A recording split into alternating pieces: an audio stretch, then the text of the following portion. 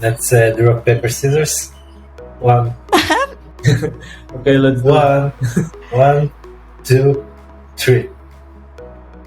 Oh no! It's a Oh, tie. it's scissors. Okay, One more time. 1, 2. 2, 3. Okay, I will start. This podcast is powered by IAMOps.io. Optimize your cloud infrastructure and CI/CD process with IAMOps.io dedicated DevOps team. Check out www.iamops.io and get a DevOps team now. Welcome to our series entitled the IAM Podcast, a podcast about innovation, business, and most importantly, people. In this series, we'll be talking to founders, executives, and various experts about their vision, challenges, best practices, and lessons learned throughout their journey. Let's get started. Where are you guys in your journey right now? So how many clients have you already onboarded? So we have 4 pilot clients in Israel, 1 in the US. This is for our software, but as I mentioned at our first conversation, we are a bootstrap kind of startup. What means we haven't raised any funds, and our major income comes from services that we give at the construction industry, which is superposition and Coordination. coordination. Also, this fact help us to move the service, make a product from the service. So I can split our customers into 3 categories. When the first category will use our services and bring us the income. Second one uses the services and Owleer together in a combination. And the third type of customers will use only Owleer without the services, but will use only the product. And they are actually our main goal, to move the whole operation into the third type of the customers. So the product will give them the whole solution itself. We are moving service to the product step by step. Yeah, that's the dream. That's the goal. That's a dream. Okay, I saw that post on LinkedIn, Victor, the man driving the motorcycle with 3 boxes, multitasking. You said that's how bootstrapping is. So can you just give a word to all our listeners who are bootstrapping or planning to bootstrap? 2 cents. To be strong, they have to be ready to grind. Yes, be ready to take the 3 boxes and put them on the motorcycle and drive.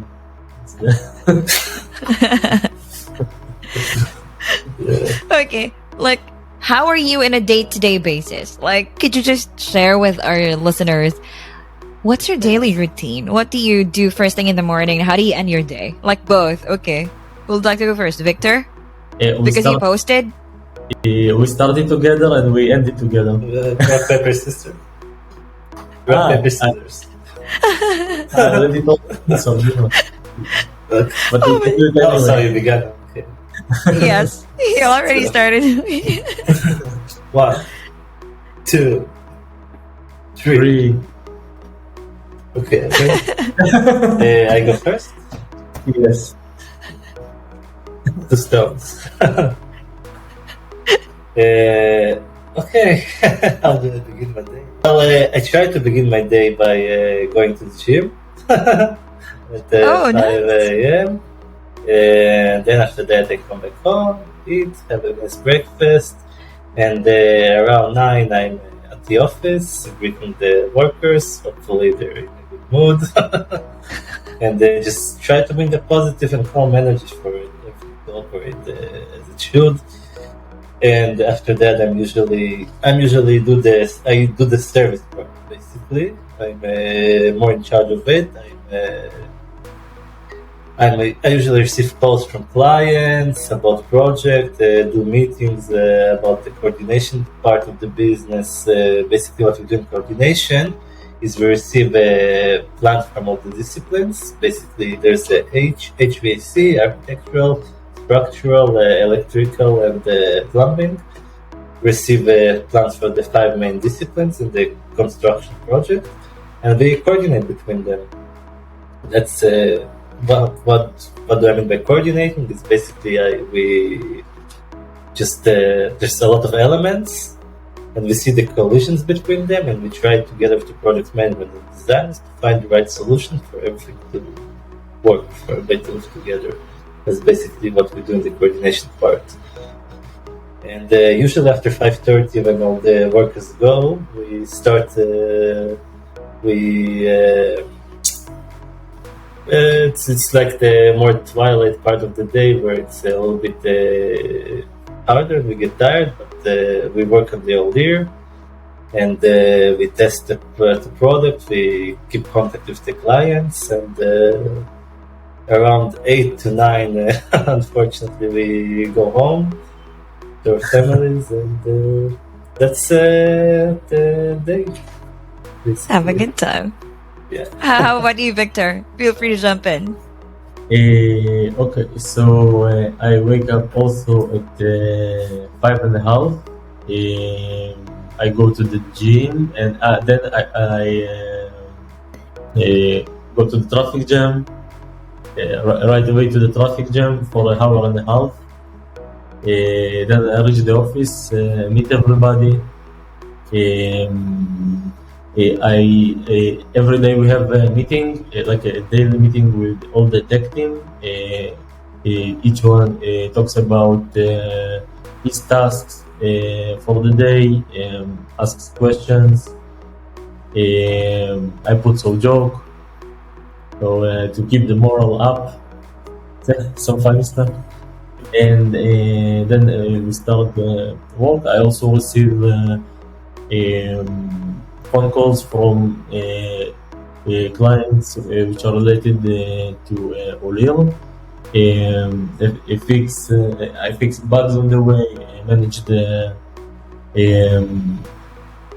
technical team, so they have a lot of questions during the day, maybe about the architecture of the project. The rest is like Dima said, like we reach the end of the day, we put some music and we walk and test the Yes. And sometimes we squeeze a beer here and there, but but the funds are not so big. So Both go to the gym, right? You both work out, and then before you start your day, meet your team. Yes, let's go to your team. How many people are there in the team? So the technical team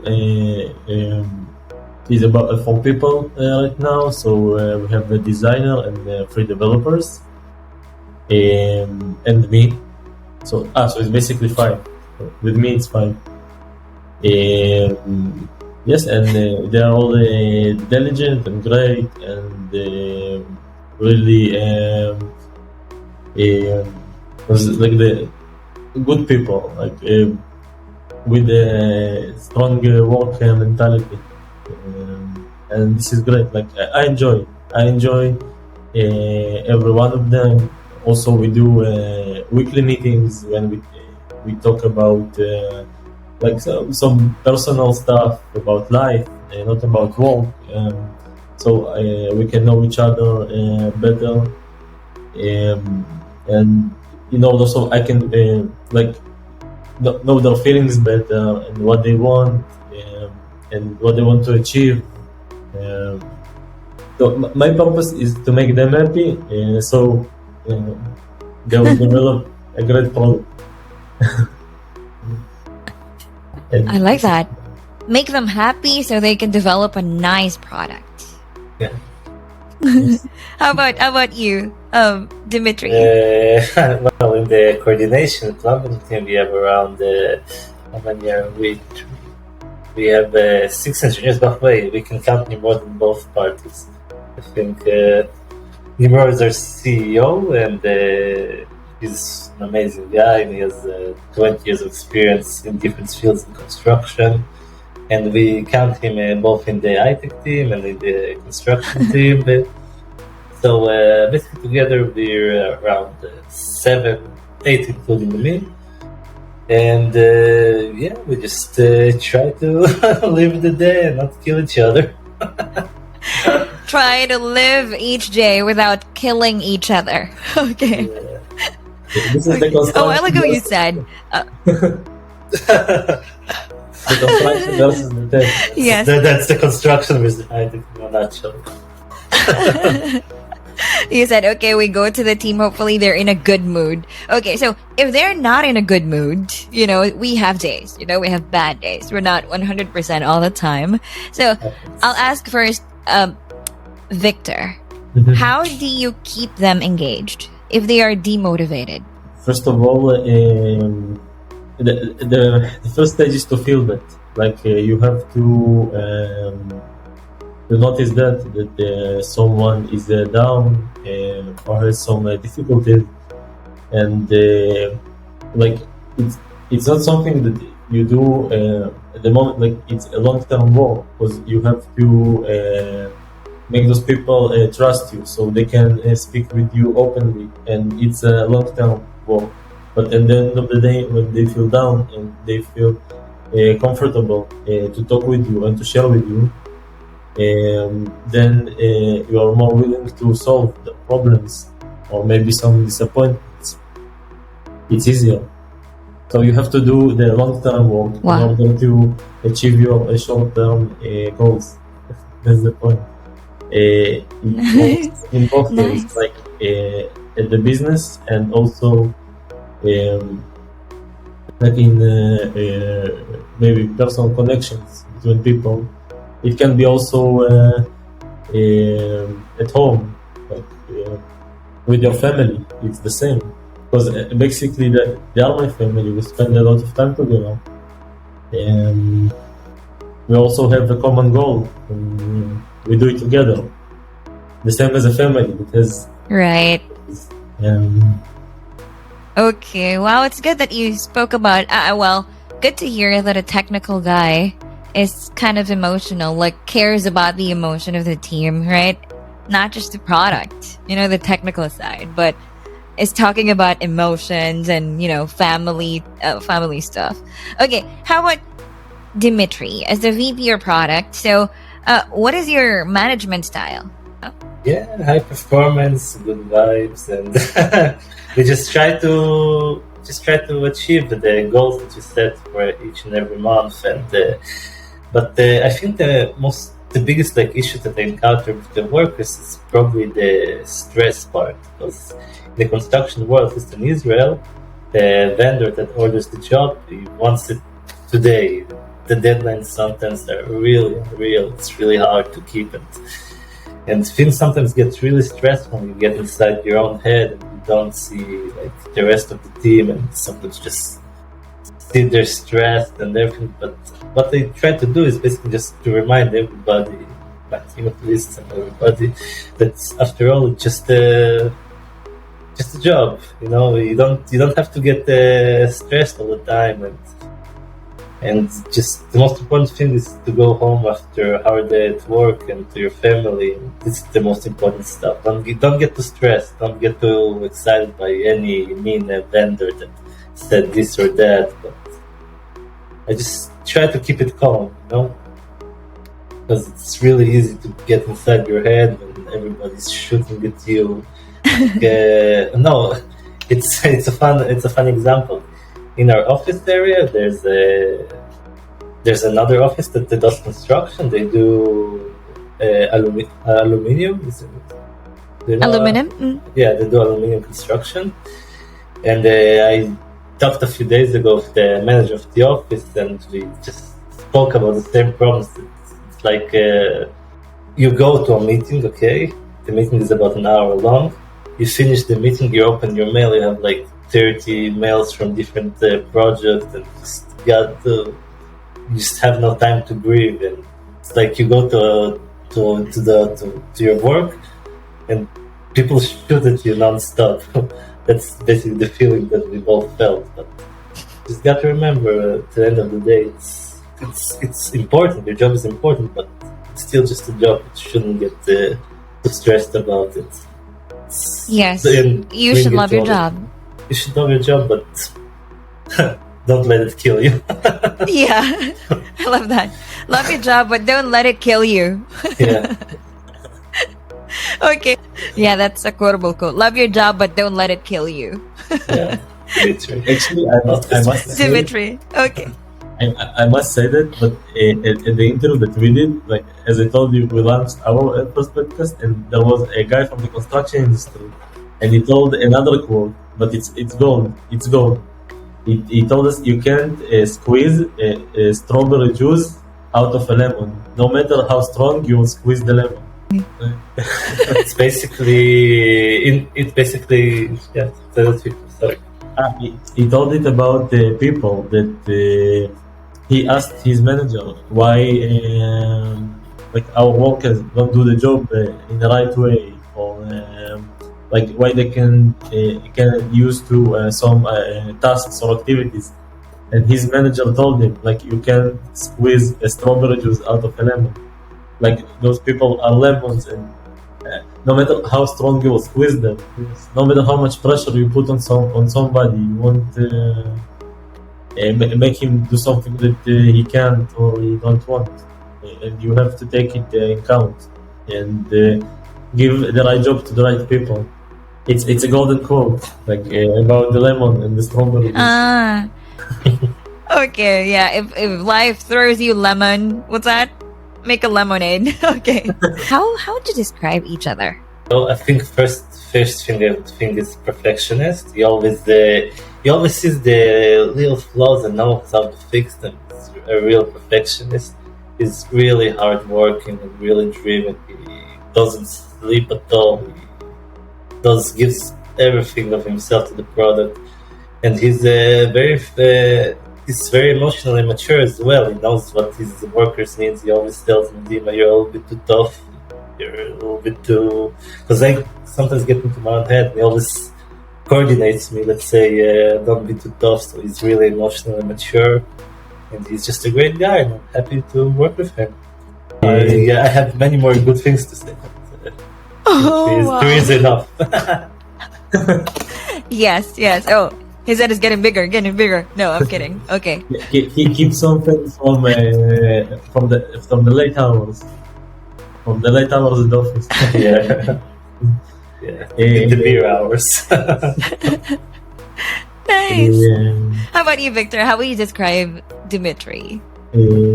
He's a great friend, like the best. Also a hard worker. He's driven, and it's a pleasure to work with him. Like to be with him in one room, it's a pleasure. Every day, it's a gift. It's a gift. Thank you. But also, must say about Nimrod and Ella also. Yeah, they're really great. They're really helpful. Yes, Nimrod is a combination. Like you can take me and Dima together. It's Nimrod. Wow. He's really experienced and wise, and he brings a lot to the team. Really, he's the perfect CEO. We could have asked for somebody better. Since this is the IAM podcast, so I am Dmitry. So how would you like to be known for as a VP of product? How do I see myself more as like in the team of 4? I see myself more as like the connector between Victor's work to Nimrod world. I see myself a little bit in the middle, so maybe the middleman. Middleman, or the connector. I like that. Like you're kind of bridging everything up. How about Victor? The executor. Victor, the executor founder.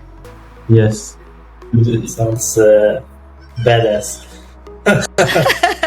Sounds badass. If people want to connect with you guys, they have problems regarding the construction stuff, and they want to digitalize, how can they connect with you? Okay, so it's VICTOR VASILIEV, or just look for Owleer, Owleer, on all the platforms, and stay in touch. Yeah, and if you have questions about the construction or about the high-tech world, feel free to connect with me or Victor.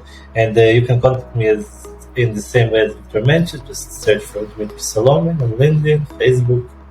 Dmitry without the I between the M, because sometimes get confused. But the M. All right. Thank you very much. It's so fun to speak with you both, and it's really a great honor and pleasure to speak with a fun, amazing founders. All the best to Owleer. This podcast is powered by IAMOps.io. Optimize your cloud infrastructure and CI/CD process with IAMOps.io dedicated DevOps team. Check out www.iamops.io and get a DevOps team now.